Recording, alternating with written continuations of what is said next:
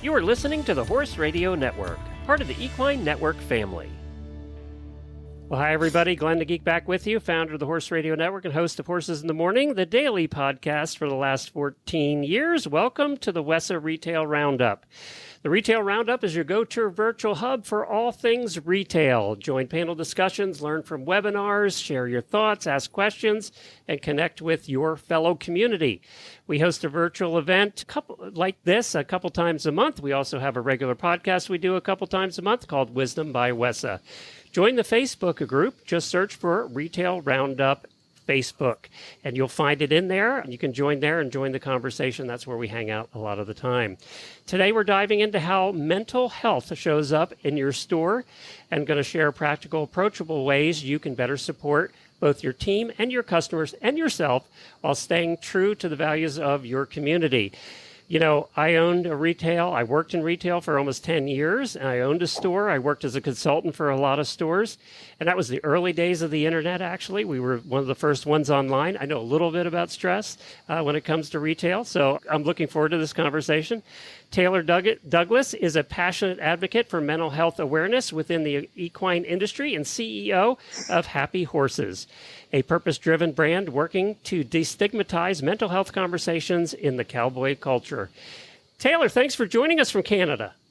Well, thank you for having me, Glenn. I really appreciate you guys having me on and letting me talk about my favorite topic, mental health. Well, and you might be the first one. Are you in the indoor or a barn? I'm in an indoor arena up here in Saskatchewan, Canada. Okay, that's a first. We've never had anybody come from their indoor, so I love that. That's great. If we hear a horse whinny in the background, it's even better. So, yeah, exactly. That's perfect. So you were a trainer first? Yeah, and I mean, I'm still a horse trainer. I grew up in the industry. My mom was a horse trainer, still is a horse trainer, clinician. They run a boarding facility. She rode with me while she was pregnant up until a day before I was born. So I was almost born on a horse. She had an emergency C-section. So I grew up in the horse industry, in the breed shows to start with, and then graduated, got a taste of the high school rodeo, the rodeo culture, and latched onto it, competitively roped for quite a few years, and then moved into the cow horse industry, and that's kind of where I've been for the past almost 20 years until I guess the inception of Happy Horses. And you're in I cannot say that word, Saskatchewan. Yeah, and that's in the middle of Canada? That's right in the middle. You draw a line that's between Montana and North Dakota, right between those states. You go straight north about an hour and a half, and that's where my home is. Big horse country? Yeah, I mean we're not as populated as Florida or Los Angeles or places like that. So there's lots of horses, lots of Western culture, just a little bit more spread out. I assume trail riding's big in your area. Yeah, there's a lot of trail riders, definitely a lot of trail riders, lots of ropers, lots of, Western dressage, jumpers, English. Huh. There's a little bit of everything. Very good. So what is Happy Horses? Happy Horses it's an equine product brand. And I guess the reason we formed it was as much to get the word out for mental health in the equine industry, for just due to my own journey with mental health and seeking therapy and all those things. But we highlight mental health, but we have products and services to help your horses make your horses happy.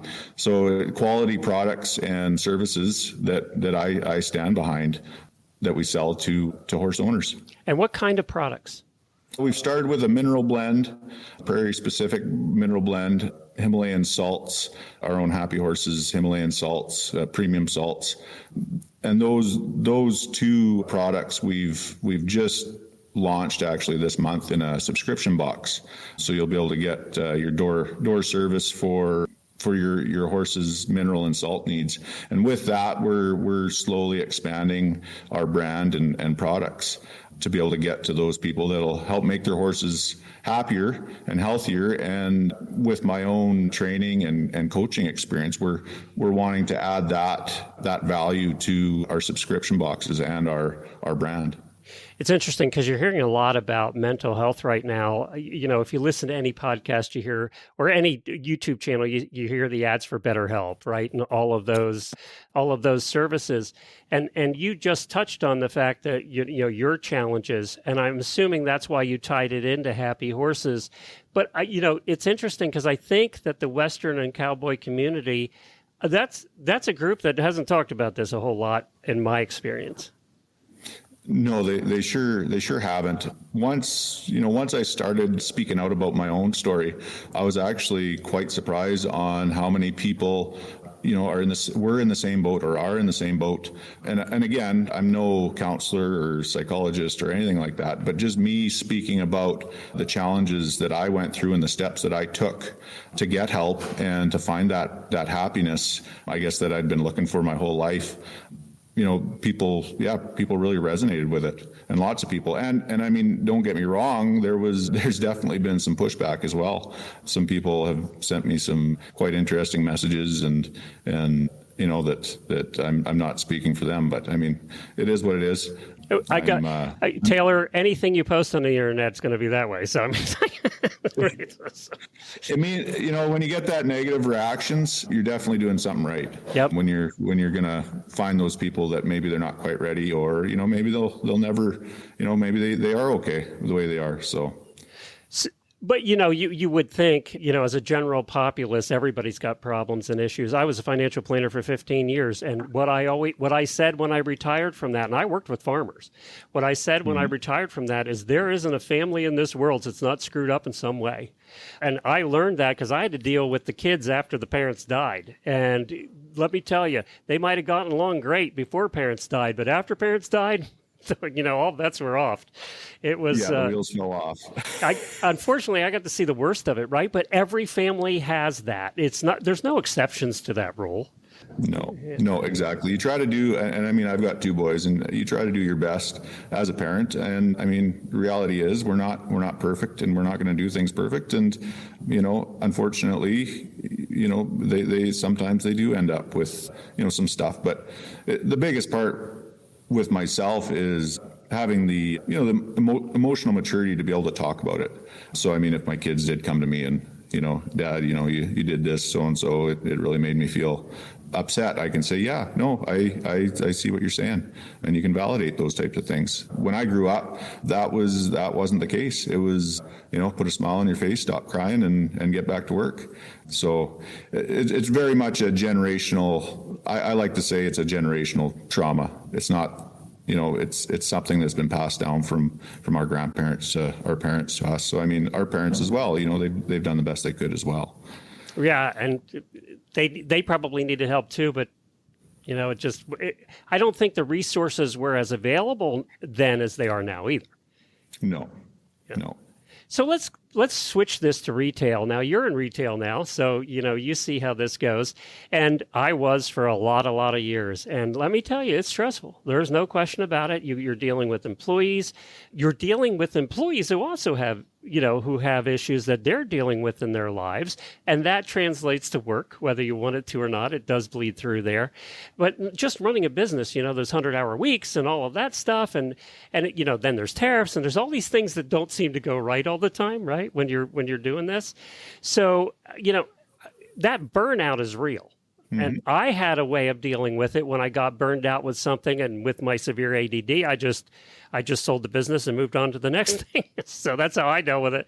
But that wasn't probably the best way to deal with it. What do you say to people that are in that situation where they're coming to that burnout phase, they're tired, and you become less effective the more tired and burned out you are?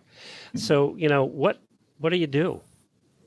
Well, I guess what I did, I got therapy.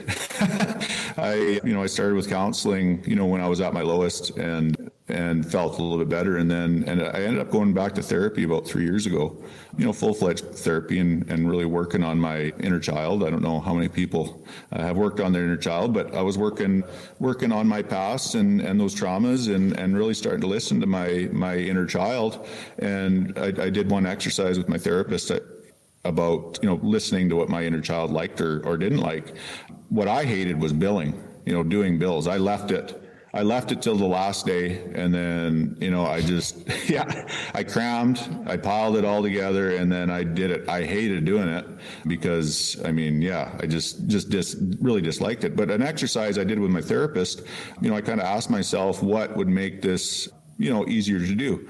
And, what I found out was a little bit every day. Do a bill every day. Do, one or two, whatever you're kind of comfortable with, and stick with that. Because I wasn't doing myself justice, plowing through those bills. And I know, a person, you're down to the, last $1,000 in that account. So you're like, oh, I got to get these through. But, it always ends up working out anyways, whether you bill, you cram it all together or you kind of space it out. I've really embraced the, have you heard of Tim Ferriss, the 4-hour work week? Yes. Yeah. I never got it to that point though. Yeah. So I have, I hit a low spot in my life a couple of years ago and a big reset. And I've been basing my life on the 4-hour work week. And to be honest with you, I can't do more than 45 minutes to an hour of book work. The stuff that I don't want to do, the book work and the social media and the billing and all that stuff. I hit about an hour, 45 minutes to an hour, and I'm done. And I really stuck with that for the past 2 years, and it's been great. I've really loved. My inner child loves it. I love it. The rest of my day I spend riding horses. I'm still training some horses, still doing some clinics, but getting that nice balance work life, doing what I enjoy, what I do enjoy, and doing what I don't enjoy. Split that up, and it's really made things a lot nicer and easier. Mark Twain had a saying, and then Brian Tracy, who I've also followed, I kind of took this one to heart, called "Eating the Frog." And eating the frog, have you heard that one? No, I've never heard that one. That's a good one. So eating the frog, because nobody wants to eat a frog, right? Especially a raw frog. You don't want to eat a frog. It can kill you. That's what a frog does. Certain frogs, especially all the frogs here in Florida, will kill you in one way or another. Yeah. So eating the frog is taking that worst task, the thing you don't want to do, and doing it first thing in the morning and doing one a day. You eat a frog a day. And that was his concept. And I've lived by that for 30 years now. So I try every day to eat that frog, to do the one thing that I don't want to do and get that one out of the way. It's amazing when you get that one out of the way, how much brain it leaves to do the rest of your day, because it's not nagging at you. It's just not there nagging at you. And sometimes eating the frog is not a hard thing. It's what you're talking about. It may be sending out 2 bills this morning, right? For me, it was filling out. I was in sales. I was good at sales. I sucked at filling out the application and then actually sending it to the company. And you would think I'd want to do that because that's how I get paid. And yet I would put it off for a week. And I'd sit and look at them, and it was terrible. But when I finally read Brian Tracy, I said, okay, I need to eat these frogs. And you're right. I agree. Do that one or two things a day as opposed to 25 things in a day. Yeah. My worst, I'm 40. I've done it my whole life, procrastinated until the last minute, whether it was studying or, rolled into work. Billing, it's the same type of stuff. And in your head, it seems like it's a bigger task than it actually is. And actually, once you get to it, it's really not that bad. No, it really isn't. All these things aren't that bad once you get to it, right? And you're right. It's that way. And with retail, there's so many things. And the problem is, most small retailers are doing everything, right? They're doing most everything. They might have some employees. The first thing that I did in retail that we made a mistake at is we tried to do our own billing and our own accounting. Mm-hmm. I recommend everybody you can't afford, anytime you get the person you need next, you can't afford it. But after you get that person, all of a sudden you're paying that person and now you need the next one, right? In fact, you could afford it. It freed you up more time, 1, to have a life, and 2, to do the things that you're best at, which probably isn't accounting, right? So that's one thing is you always need the next person before you can afford it, but hire the next person. All of a sudden, you'll be paying for them and you'll be growing even faster because it frees you up more time to do the things you should be doing, not the things you have to do, right? Exactly. It's always scary, trying to get that first paycheck paid, but after that, it's easy. The money seems to appear out of almost nowhere. Because that person is actually helping you. And if they're not, then get rid of them, get somebody that is. But, the person is actually helping you actually earn more money. It doesn't seem that way. But the accountant was the mistake we made. We tried to do it ourselves for a long time. And then finally, we took that off our plate, and all of a sudden it was like, wow, there's so much more time to do the stuff we're actually good at. Exactly. And, this is tough, too, because your employees are going through hard stuff at the same time, right? And they're getting burned out. They're probably not necessarily getting burned out working for you, but in combination for working for you, some may have two jobs. They may have a family life that just stinks, whatever it is. We're all going through stuff. And what we found is dealing with that with empathy helped more than dealing with that with sternness. I don't know what you found, as far as that's concerned, but. Yeah, I mean, you're gonna attract more flies with honey than vinegar. I guess that's old saying, And I don't want to compare my employees or people to horses, but I mean, I've dealt with more horses than people my entire life, and I mean, horses don't react well with sharpness or abrasiveness either. They become scared of you. So yeah, I mean, I just had an employee leave beginning of this month, and it was fine. It was it's her journey. It's she's on her own path. She's maybe we weren't the perfect fit, but you know what, there's probably 100 other employees or people that will align with me, and I ended up hiring somebody else this past Friday that will handle the job, and maybe they'll be even a little bit better at it. I don't know, we'll see. But it's that whole mindset of abundance, right? There's enough for everybody. There's enough employees. There's everybody's going through their own stuff. You can't mix personal, being offended that they quit. It has nothing to do with you. It has everything to do with them and what they want to do. I think that's something we really have to remember.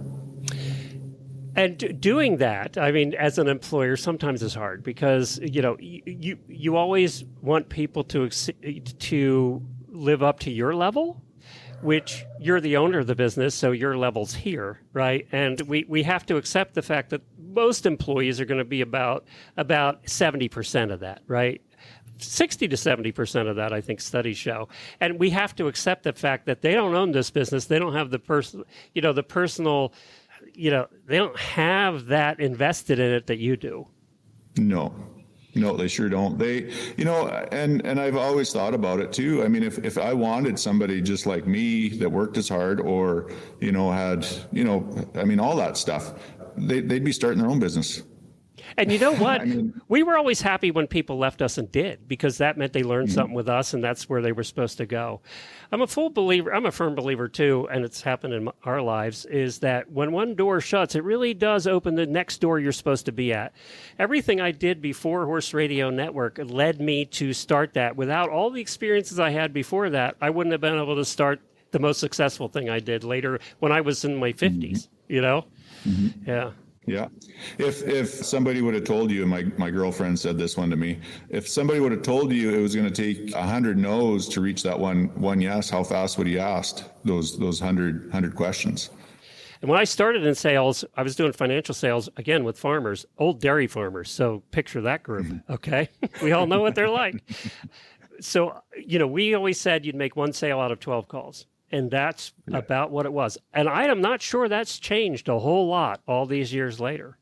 I think for different reasons, people have more choice now, and they have more ways to acquire information than they did then. It was somebody showing up at their doorstep, or the news is how they learn stuff. So I think that's a little different. A couple things, too, is one of the things that we learned that we had to do is schedule our time off and then take it. No matter what was happening at the store or whatever, you just forced yourself to have a certain number of hours a week that you scheduled your time off. Just like you would write an appointment with a sales guy coming in to sell you a new product. You write it in there that you're going to play tennis, or you're going golfing, or you're going to play with your horse, whatever it happened to be, but you scheduled it. And employees knew you were gone. And then you did it. You had to do it, which is the hardest part. I don't know if you found that or if that's the way you work. I'm still working on that one. I'm newly a company owner, and I work 12 hours a day, 7 days a week with my old job. And, now I know my girlfriend would appreciate if I, book some weekends. What's her number? I'll text her. I'll call her later and tell her. Yeah. I mean, I definitely I think she'd appreciate that. But I love what I do now. I don't feel like I need that time off. Everything I do, I really ask myself, does this make me happy? Does this, light me up? Does this make me feel crappy? And it's either a hell yes or hell no. And what I found is I'm really finding myself enjoying every little bit that I'm doing. And, I really doubt that I am going to retire from this because I just love what I do. It's interesting, too, in retail now, part of that is marketing. It's all the things, right? It's retail or manufacturing even. It's all marketing. There's so many different pieces. But the advantage we have today, one, we have the internet. Big advantage that we didn't have when the internet had just started when we were running our retail operation. Things were tougher back then. And employees are different now. I think that situation's gotten probably a little worse than it was back then. So there's these trade-offs. But you do have access to information and to services and resources that you didn't have before. So you don't have to hire an employee to do your marketing anymore. You can hire a marketer to work part-time. You don't have to pay them. You don't have to pay their benefits. You don't have to do any of that. You can subcontract a lot of this now where that wasn't as easy before. Mm-hmm. And take those things off your plate, and that's what you're talking about, right? Do the things you're good at and take off your plate the things that you're not. No, exactly. I hired a social media team and marketing and yeah, they handled all that stuff for me. I'm kind of in between right now. I'm, just trying to figure out what direction to go and because we are just starting to expand into the U.S. So it's whether we're going to need, somebody down there or up here or I mean, right now, honestly, myself, my girlfriend, who is a co-founder, and AI, we're doing my social media and marketing stuff right now. And honestly, some people are really afraid of AI, but it's something that can really make things a lot easier for you. Drop a lot of research that you don't have to do that before. I mean, it was just endless. I can just plug in, and I know, there's lots of cons against AI, and I definitely, it needs to have a human element to it because, there is lots of stuff that that's definitely AI. So we have to have our human touch to it. But I've really found that's really helped myself with Happy Horses and just helping with that marketing and social media side of things. Our next conversation that we're having here on the show is about AI. And whether we like it or not, there are a lot of negatives, as you said, to AI. But in 5 years, if you don't know AI, you're not going to have a job. And our businesses are going to look completely different, whether you like it or not. If you're totally against it. By the way, we had the second website online back in the day for selling horse stuff. We were the second ones, and I just knew, a lot of people felt the same way about the internet back then that they do AI now. They felt the same way. And I just knew that it's not going away. So either I embrace it, and then if you didn't embrace it, where were you, right? So It's the same way with AI now. So I totally agree with you. It's a tool. It's just another tool. Yeah, exactly. And we've already incorporated AI at a gal that specializes in AI, how to make it work, and she already got started with our website and our Shopify store, our e-commerce store, just starting to integrate that type of stuff now, rather than we get 5-10 years down the road and we better implement this because it looks like it's gonna help things. Are you finding that they're doing a good job? Yeah, no, for sure. It's just getting it set up and doing what it's supposed to do and away we go. I haven't had any issues yet, but I mean, everything's going to have its bobbles. Everything's going to, you're going to have some roadblocks and doors closed. But that's the fun part about what I'm doing and why I enjoy it is I like those, the up and coming technology and those types of things.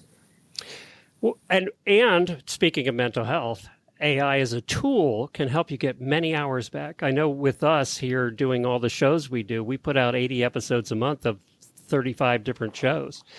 Now with AI, I've gotten hours of my week back that I can do the fun stuff. I don't have to stress over just because it's a tool that helps us save time. That's what it comes down to. It just helps us save time. So we'll talk more about that. I was interested. I'm glad to hear you say that, actually. So getting back to the Western culture and mental health, what have you found helps get through that barrier in what you're doing?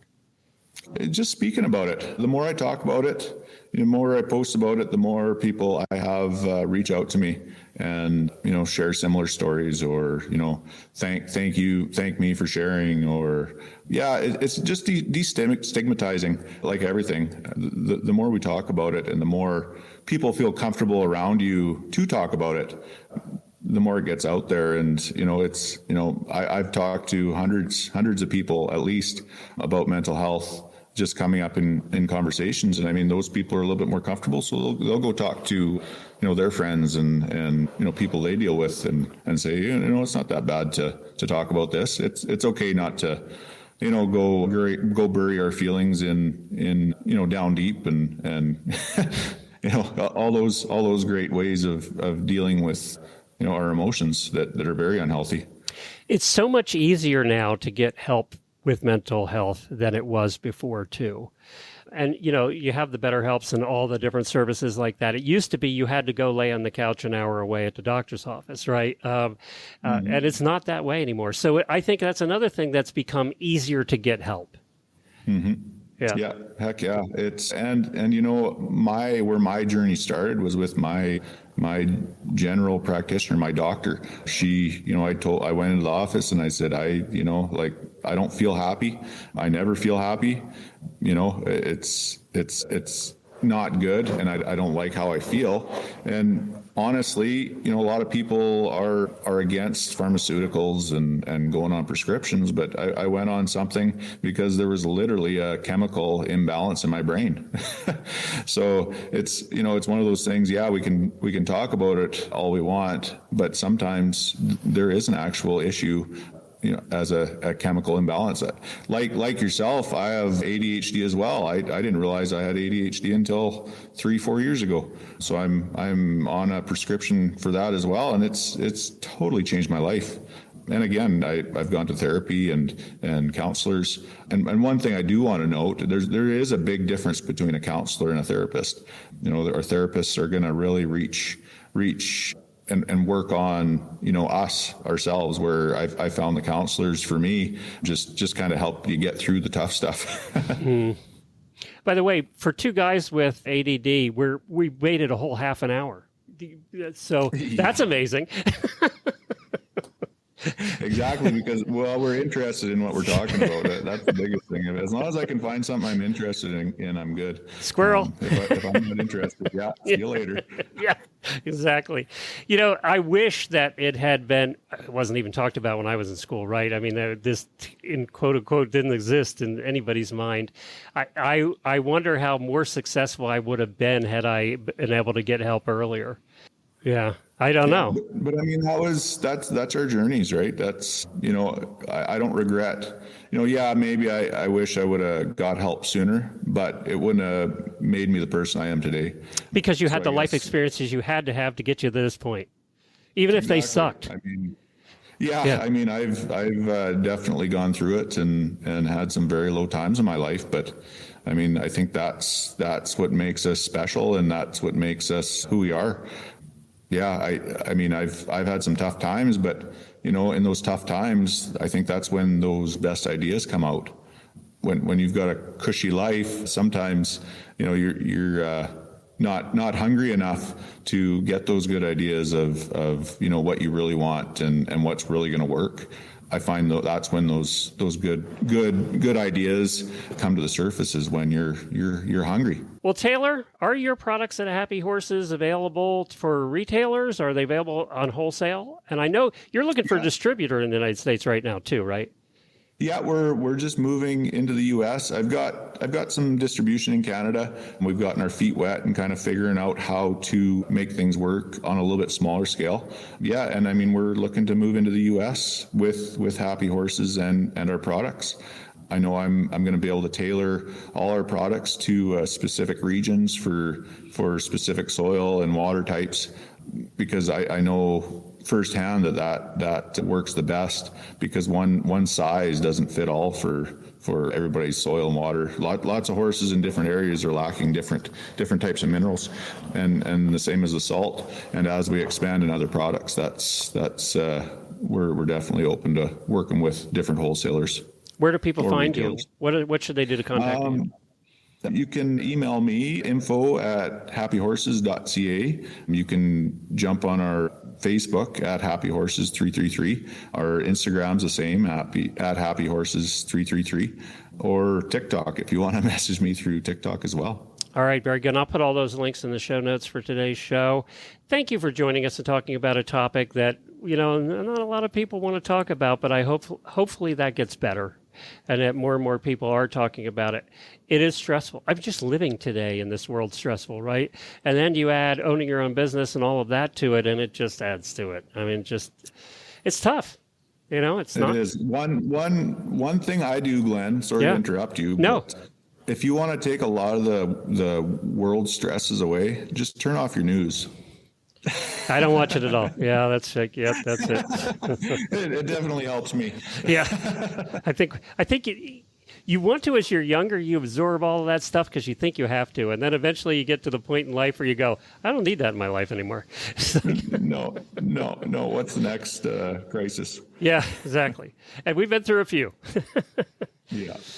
Thank you for joining us today. We appreciate you being here, and thank you for listening. Also, you can find us on Facebook. Just look for the Retail Roundup. And to watch the Retail Roundups, you can go to WESA's Trade Show YouTube channel. You can also go to the website at wesatradeshow.com.